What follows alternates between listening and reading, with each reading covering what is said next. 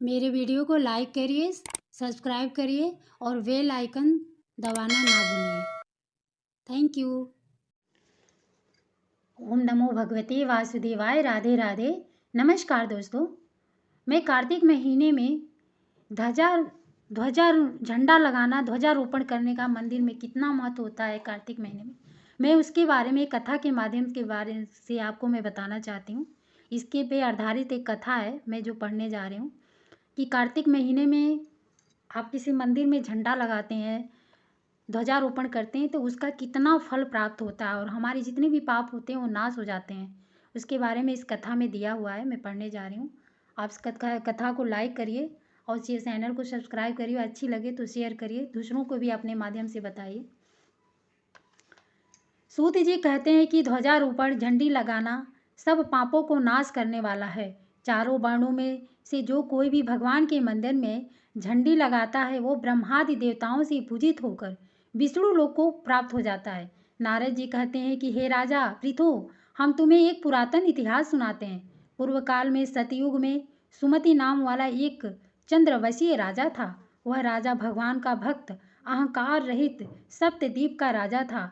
सत्यवती नाम वाली उसकी रानी अत्यंत पतिव्रता थी। वह भगवान के सामने नृत्य किया करती तथा कार्तिक शुक्ला द्वादशी को भगवान के मंदिर में ध्वजा बांधा करती थी। एक दिन राजा तथा रानी को देखने के लिए बिम्हांडक ऋषि आए। राजा ने उनका अत्यंत आदर सत्कार किया। तब राजा को ध्वजारोपण करते हुए देखकर मुनि ने कहा, हे राजन, भगवान को प्रसन्न करने के लिए और अनेक साधन हैं, परंतु तुम्हारी इस ध्वजारोपण में इतनी श्रद्धा क्यों है?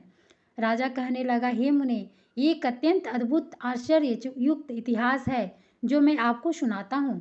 मैं पूर्व जन्म में मालिनी नाम वाला कुमार्गी ब्राह्मण द्वेषी महापापी शूद्र था, साथ ही वेश्यागामी भी था। मेरे इन कर्मों को देखकर मेरे बंधु बांधवों ने मुझको त्याग दिया। इसके बाद मैं वन में जाकर एक टूटे हुए विष्णु मंदिर में रहने लगा और वन के मृगादि जीव जंतुओं को मारकर पेट भरने लगा।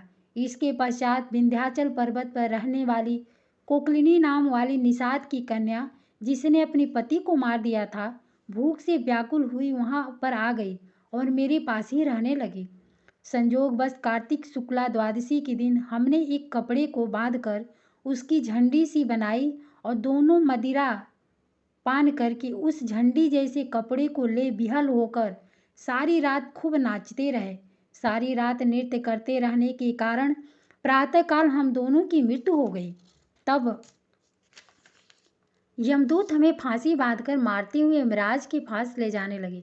उसी समय विष्णु भगवान के दूत विमान लेकर वहां पर आ गए और यमदूतों को धमकाते हुए बोले, तुम पापियों को यमपुरी ले जा सकते हो, धर्मात्माओं को नहीं। परंतु यमदूत भी अत्यंत क्रोधित होकर कहने लगे कि यह दोनों महापापी हैं, इस कारण यह यमपुरी ले जाने योग्य हैं। इन दोनों ने जीवन भर एक भी पुण्य कार्य नहीं किया है।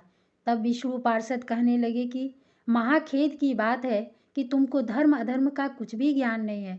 यह ठीक है कि ये दोनों सारी आय महापापों में लगे रहे हैं, परंतु इन्होंने कार्तिक शुक्ला द्वादशी को भगवान के मंदिर में ध्वजारोपण तथा नृत्य किया है, अतः अब ये पापी नहीं रहे, इनके संपूर्ण पाप नष्ट हो गए।